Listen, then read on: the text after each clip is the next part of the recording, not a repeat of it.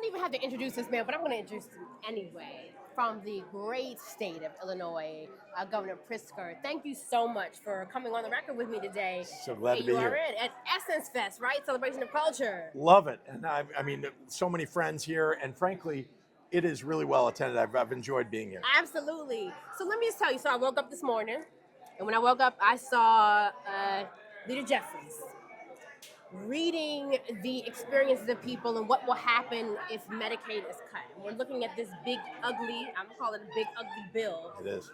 How will, when this bill, because it looks like Republicans are still going to go through with it, how will this bill affect your people?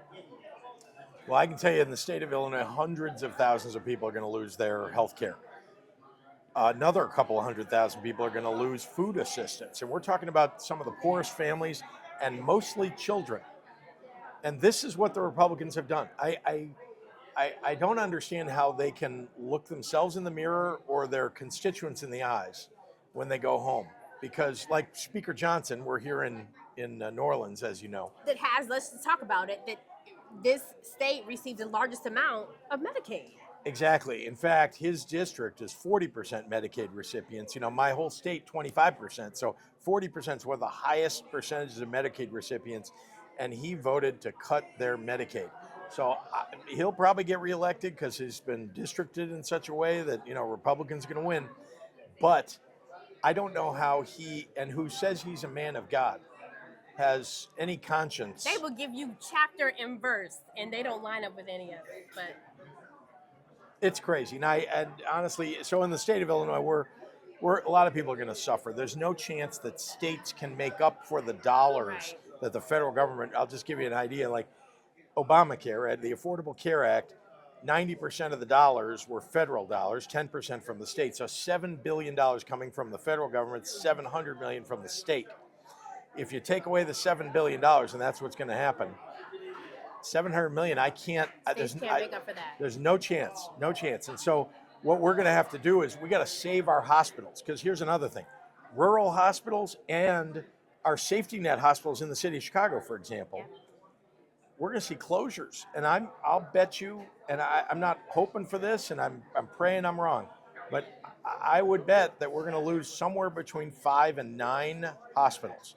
And when you talk about a rural area where someone already has to drive perhaps an hour and a half to get to a hospital, that's now 2.5 hours.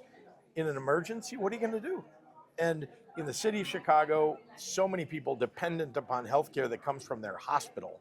Right. And that's going to go away. Where are they going to get their healthcare? So we're going to have to do a lot with free clinics. We're going to have to make sure that we're providing healthcare in every which way we can with the limited dollars that we've got. I was looking at people who feel like I'm not really affected by Medicaid, but you also have to think about people whose parents may be in nursing homes, right? Who then the burden is on them. Or what's going to happen to ERs when people are sick and they're at their last? What's going to happen? Like, what is the message, just in the few seconds we have left, that you have to just all of America right now? Some that are hopeless, some that don't know what to do. What is it? Well, number one, I think we're all going to have to stand up for each other together. Now, I understand Republicans probably aren't going to stand up for the rest of us, but the truth is that all good people in the United States, and there are an awful lot of good people, whatever party they may belong to, I'm talking about the Republican representatives when I say they're not going to stand up for us. Too, because some have talked against it, but then they vote for it. And if you're a religious person, right, if you believe in God, if you believe in mankind, if you believe that in America that we are brothers and sisters with one another, and we owe each other a duty of care to one another, then we're going to have to do a lot. Now, the states are going to have to step up. We're going to do everything we can. We're going to have to reorganize the way we manage our health care in the states. It's not going to make up for what they're doing. The damage they're going to do, let me just be clear, the damage they're doing is going to cause people to die. Not exaggerating. People who need medication every day, who aren't going to be able to afford it anymore, they're going to die. They need treatment. They need someone to care for them, and they're going to lose their Medicaid. They're going to die.